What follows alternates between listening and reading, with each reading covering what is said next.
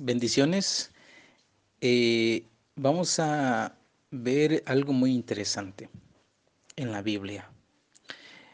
En el libro de Jeremías, en el capítulo 7, en el versículo 2 dice, Dios le está hablando a Jeremías. En el verso 2 le dice, ponte a la puerta de la casa del Señor y proclama allí esta palabra y di, oíd palabra del Señor, todo Judá, los que entráis por estas puertas, para adorar al Señor. Aquí vemos que Dios le dice a Jeremías, ponte a la puerta de la casa del Señor, ponte a la puerta de mi casa y proclama allí esta palabra y di, y habla, y anuncia con tu voz, con tus palabras. Aquí se le manda a Jeremías a hablar abiertamente a todo el pueblo de Dios. O sea, usaba la voz, usaba las palabras para proclamar a su pueblo. En Jeremías también, en el capítulo 26, en el versículo 8, Dios también le mandó a Jeremías a hablar. Y dice así el verso 8. Y cuando terminó de hablar Jeremías todo lo que el Señor le había mandado que hablase a todo el pueblo, los sacerdotes y los profetas y todo el pueblo le echaron mano, diciendo, de cierto morirás. Aquí todavía Jeremías hablaba al pueblo de Dios, ya sea a la puerta del templo o a la puerta de la entrada de la ciudad, pero la cuestión es de que Jeremías podía hablar, usaba la voz, se expresaba. Pero veamos algo muy interesante.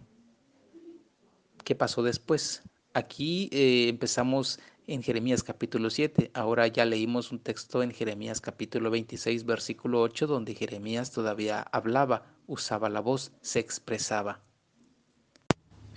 Ya vimos entonces en Jeremías capítulo 7 que Dios se comunicaba a través del profeta y el profeta se comunicaba abiertamente al pueblo, ya sea a las entradas o a las puertas de la iglesia, del templo en ese tiempo. Pero en Jeremías capítulo 36, en el verso 1 dice, aconteció en el cuarto año de Joacim, hijo de Josías, rey de Judá, que vino esta palabra del Señor a Jeremías, diciendo, toma un rollo de libro y escribe en él todas las palabras que te he hablado contra Israel y contra Judá y contra todas las naciones desde el día que comencé a hablarte, desde los días de Josías hasta hoy. Quizá oiga la casa de Judá todo el mal que yo pienso hacerles y se arrepienta cada uno de su mal camino, y yo perdonaré su maldad y su pecado. Y llamó Jeremías a Baruc, hijo de Nerías, y escribió Baruc de boca de Jeremías en un rollo de libro todas las palabras que el Señor le había hablado. Después mandó Jeremías a Baruc, diciendo, a mí se me ha prohibido entrar en la casa del Señor. Entra tú pues y lee de este rollo que escribiste de mi boca las palabras del Señor a los oídos del pueblo en la casa de Dios el día de ayuno, y las leerás también a oídos de todos los de Judá que vienen de sus ciudades. Jeremías capítulo 36, versículo 5. A Jeremías en ese tiempo, en ese momento, en este capítulo, se le prohibió entrar en la casa del Señor, a Jeremías. Y por eso, como él ya no podía ir a la casa del Señor, ya no podía predicar, ya no podía usar la voz, ya no podía usar las palabras. Así que Dios llama a Jeremías y le dice, toma un rollo de libro y escribe en él las palabras que te he hablado contra Israel y contra Judá. Aquí vemos que aunque Jeremías ya tenía, ya estaba, digámoslo así, desfraternizado y no podía hablar, Dios le dijo, escribe, ahora escribe. Y aún así, las palabras de Dios están escritas en la Biblia y en los libros de sus siervos, los profetas.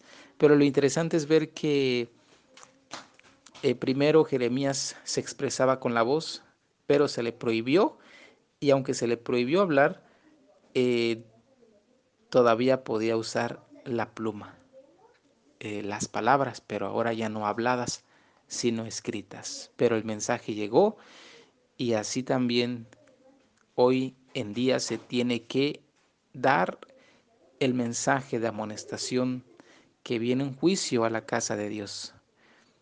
Viene el juicio de los vivos.